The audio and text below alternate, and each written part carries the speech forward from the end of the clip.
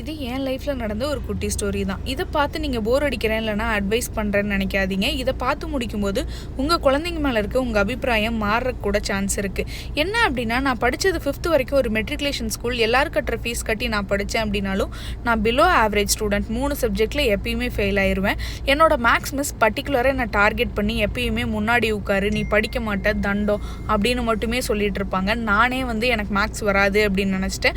And ஃபினான்ஷியலாகவும் ரொம்ப லோவாக இருப்பேன். ஃபீஸ் கட்ட முடியாது, இந்த மாதிரி நிறைய அவமானங்கள்.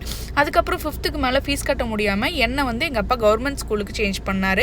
அங்கே போய் பார்க்கும்போது தான் தெரிஞ்சது நிறைய பேர்த்தோட லைஃப்ஸ் நம்மளோடதை விட ரொம்ப மோசமாக இருக்குது அப்படின்னு சொல்லிட்டு.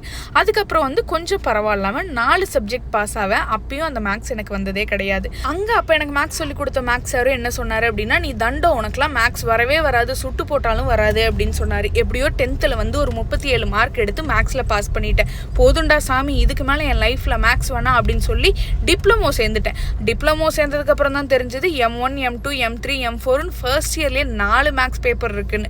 செத்தொண்டா, மொத்தமாக அரியராக தான் வச்சு பாஸ் பண்ண போகிறோம் அப்படின்னு நினைக்கும் போது தான் எனக்கு தெய்வம் மாதிரி வந்தவர் லோகநாதன் சார் அப்படிங்கிற ஒரு மேக்ஸ் சார். அவர் எனக்கு ஃபர்ஸ்ட் இயரில் மேக்ஸ் 2 M2 பேப்பர் எடுத்தார். அவர் எடுத்ததுக்கப்புறம் தான் தெரிஞ்சது மேக்ஸ் எனக்கு அவ்வளோ ஈஸி அப்படின்னு சொல்லிட்டு.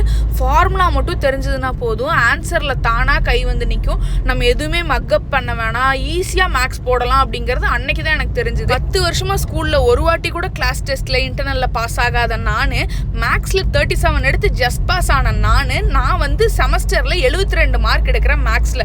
என்னடா இது, நம்மளா இது அப்படின்னு எனக்கே ஆச்சரியமாக இருந்துச்சு. அப்போ 10 வருஷமா எனக்கு சொல்லிக் கொடுத்த டீச்சர்ஸ் மேலே தப்பா, இல்லை 10 வருஷமா என் மேலே தப்பா? ஒரு டீச்சர் ஒரு குழந்தைய படிக்கல அப்படின்னு சொல்கிறதுனாலையோ, ஒரு டீச்சர் ஒரு குழந்தைய ஒழுங்கினோம் அப்படின்னு சொல்கிறதுனாலையோ அந்த குழந்தை தப்பாயிராது. ஸோ டீச்சர் சொல்கிறத வச்சு உங்கள் குழந்தைய ஜட்ஜ் பண்ணாதீங்க. ஸோ நான் டீச்சர்ஸை தப்பு சொல்லலை. இப்போ லோகநாதன் சாரும் ஒரு டீச்சர் தான். அவர் தான் என் லைஃப்பில் சேஞ்ச் கொண்டு வந்தார். எல்லா டீச்சரும் தப்பானவங்க கிடையாது, ஆனால் சில டீச்சர்ஸ் இப்படியும் இருக்காங்க.